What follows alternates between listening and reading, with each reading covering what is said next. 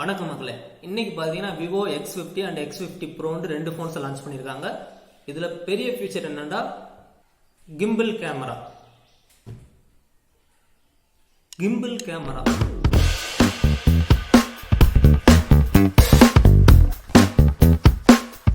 First கேமராஸ்ல இருந்து start பண்ணுவோம். ஏன்னா அதான் ரொம்ப நல்லாவே கொடுத்துருக்காங்க.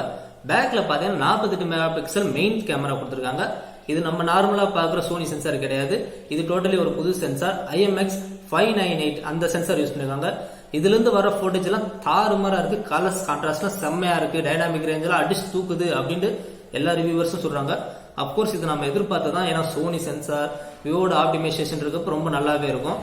ஆனா இதுல புதுசா ஒரு ஃபீச்சர் கொண்டு வந்திருக்காங்க, கிம்பிள் கேமரா. ஏன் இதை அப்படி சொல்றாங்கன்னு பாத்தீங்கன்னா, நீங்க நார்மலா கையை வச்சுட்டு எடுக்கும் போதே எந்த ஷேக் இல்லாம நல்லாவே எடுக்க முடியும் அப்படின்னு சொல்றாங்க. இதுக்கு தானே ஆப்டிகல் இமேஜ் ஸ்டெபிலைசேஷன் இருக்கு அப்படின்னு சில பேர் கேட்பீங்க. ஆப்டிகல் இமேஜ் ஸ்டெபிலைசேஷனோட வேலை என்னன்னு பாத்தீங்கன்னா, இப்ப நீங்க கையை வச்சுட்டு போட்டோ எடுக்கும்போது, அதாவது போனை கையில வச்சுட்டு போட்டோ எடுக்கும்போது லைட்டா ஷேக் ஆகும். அந்த டைப்ல பாத்தீங்கன்னா அந்த சென்சாருமே அந்த ஷேக் ஏத்தாப்புல லைட்டா மூவ் ஆகும். அதனால பாத்தீங்கன்னா ஓரளவுக்கு ஷேக் இல்லாம போட்டோஸ் கிடைக்கும். பட் இப்ப வந்திருக்க இந்த கிம்பிள் கேமரா ஃபீச்சரால அந்த ஆப்டிகல் இமேஜ் ஸ்டெபிலைசேஷனோட 3 மடங்கு ஷேக்கினஸ் இல்லாம உங்களால போட்டோ எடுக்க முடியும்னு சொல்றாங்க. சோ கிட்டத்தட்ட ஒரு ரொட்டேட்டிங் கேமரா மாதிரி சொல்லலாம். ஆனா இது இந்த மெயின் கேமராக்கு மட்டும்தான்.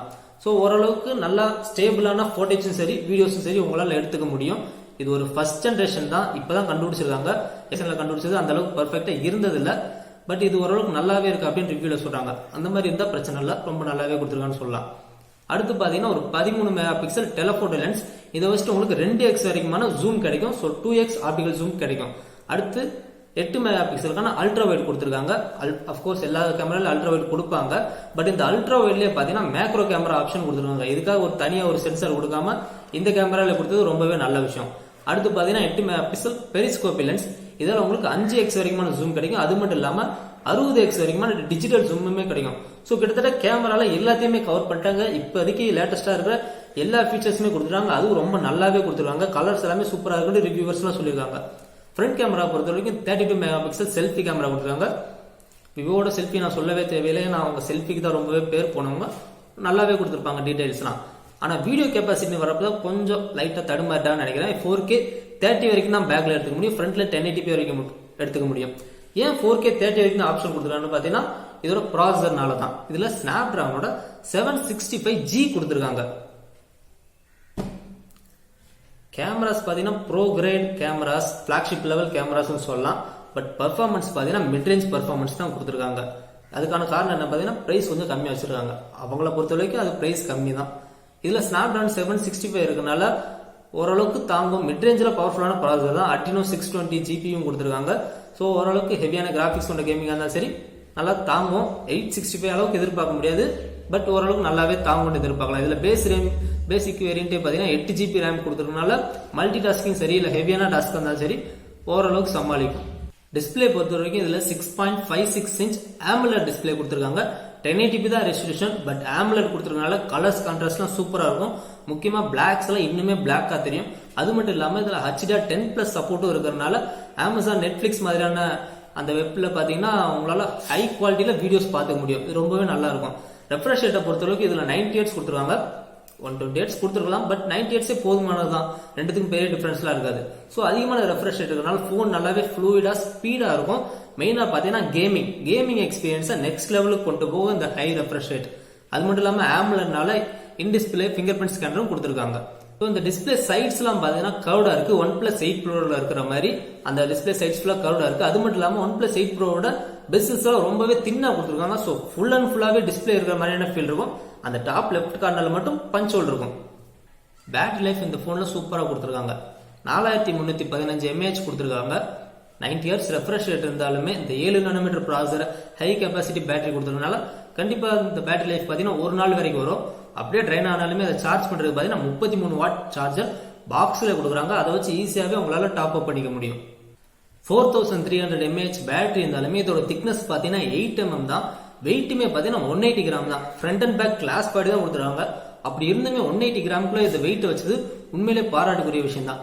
டிசைனை பொறுத்த அளவுக்கு இது பெரிய அளவுக்கு டிசைன் கொடுக்கல. பட் சட்டலா இருந்துமே ரொம்ப நல்லா கொடுத்துருக்காங்க. கண்டிப்பா இந்த டிசைனை எல்லாருமே லைக் பண்ணுவீங்க. சாஃப்ட்வேர் உண்மையை சொல்ல போனா விவோ அவங்க கேமராஸ்ல பண்ணதை விட சாஃப்ட்வேர்ல தான் ரொம்ப நல்லா வேலை பண்ணிருக்காங்கன்னு சொல்லணும்.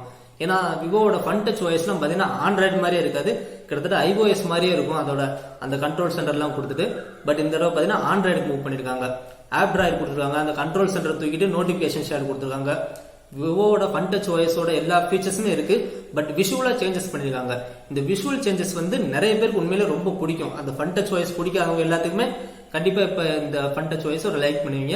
இது ஆண்ட்ராய்ட் 10 மேல தான் பில்ட் பண்ணிருக்காங்க. வேற என்னென்னலாம் அந்த போன்ல கொடுத்துருக்காங்கன்னு பாத்தீங்கன்னா, ஆக்சுவலா வேற என்னென்ன கொடுக்கலன்னு பார்க்கலாம். SD கார்டு ஸ்லாட் கிடையாது, 3.5mm ஹெட்போன் ஜாக்கும் கிடையாது. இப்போ நம்ம பார்த்த ஃபீச்சர்ஸ் எல்லாமே விவோட X50 Pro தான். இது கூடவே X50 ஒரு போன் லான்ச் பண்ணாங்க. அதுக்கு இதுக்கும் பெரிய டிஃபரன்ஸ் எல்லாம் இல்ல. எங்க டிஃபரன்ஸ் பாத்தீங்கன்னா, அந்த டிஸ்பிளே வந்து சைடு வந்து கர்வ்டா இருக்காது, பிளாட்டா இருக்கும் X50ல.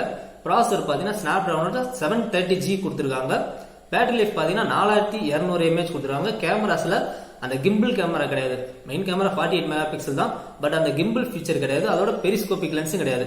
இதுதான் X50. ஃபைனலா பிரைசிங் பத்தி பார்க்கலாம். விவோட X50 பாத்தீங்கன்னா 2 வேரியன்ட் லான்ச் பண்ணிருக்காங்க.